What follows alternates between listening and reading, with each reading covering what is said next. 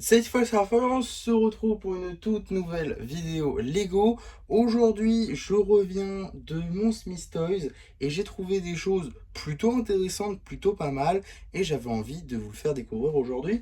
Alors, on va commencer par le moins excitant, entre guillemets. C'est juste qu'en fait, ils sont sortis depuis un petit moment déjà et j'avais juste hésité à les prendre, mais je me suis décidé, je les ai pris.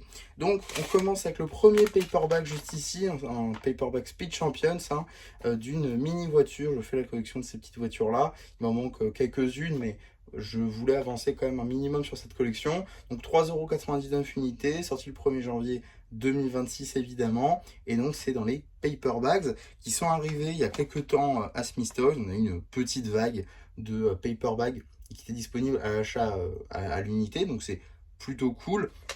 Mais c'est pas tout parce qu'on a aussi un petit paperback Friends qui me faisait de l'œil aussi bien pour la construction que la figurine. Oui, je vous assure la figurine.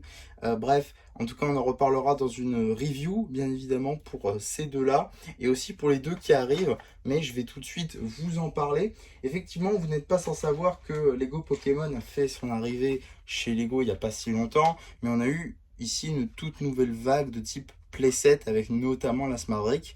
Mais il n'y a pas eu que ça, puisqu'on a eu effectivement deux paperbacks. Donc celui-ci, donc de la Primaire Ball. Alors je sais pas, j'ai pas fait mes devoirs encore pour les reviews, donc on verra. Mais ici vous avez aussi le deuxième, Trainer Supplies. Du coup, donc deux paperbacks issus de la gamme Pokémon. Du coup, alors celui-ci est référencé sur le site. Je vous assure, celui-ci sur le site. Par contre, celui-là, je l'ai vu dans mon magasin, mais je ne l'ai pas vu sur le site de Smith Toys. Donc, bizarre. En tout cas, pourquoi est-ce que je les ai pris? Parce que déjà, je voulais tester les Pokémon. Je me suis dit que, quitte à tester les Pokémon, autant l'avoir pour pas trop cher. Et je me disais qu'il pouvait être des trucs sympas dans ces petits paperbacks. J'avais des pièces aussi qui pouvaient être utiles. Bref, mais c'est pas le point qui m'a le plus intéressé, c'est surtout le fait que ces paperbacks soient sortis en même temps que le reste des sets, c'est-à-dire le 1er août 2026. Et donc, qu'est-ce que ça veut dire là pour les prochaines vagues? C'est-à-dire que potentiellement, sur les prochaines vagues de sets, on pourrait avoir les paperbacks en même temps à Smith Toys. Et donc, ça veut aussi dire que pour 2027, on pourrait avoir tous les paperbacks de 2027 présent dès le 1er janvier. Et ça serait juste fou, parce que je vous rappelle, peut-être vous ne le savez pas, ou peut-être vous n'avez pas vu les rumeurs, mais pour Ninjago en 2027, on est censé avoir le Speeders de Lord Raz. Donc si on a ça dès le 1er janvier à Smith Toys, c'est vraiment un truc de ouf.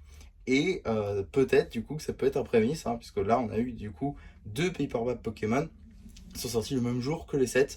Donc c'est franchement cool. Et à voir si ça se continue à l'avenir. Si on a d'autres paperbacks sur d'autres vagues, sur d'autres thèmes, ça pourrait être très très cool, comme je vous l'ai dit, pour pouvoir avoir celui-ci notamment dans la gamme Ninjago. En tout cas, tout ça, on en reparlera dans des vidéos dédiées. Les Pokémon un peu plus récemment, enfin dans pas très très longtemps quoi, parce que bah, ça vient de sortir, donc je vais essayer d'en profiter. Le reste, ça date un petit peu, donc ça va pas sortir tout de suite. Mais les deux Pokémon, vous pouvez être sûr que ça sort dès que je peux. En tout cas, voilà pour ma vidéo haul. J'espère que ça vous aura plu. Surtout, n'hésitez pas à me le dire en commentaire. N'hésitez pas non plus à liker la vidéo, à vous abonner, à partager. Et moi, c'était MC qui vous dit bye bye.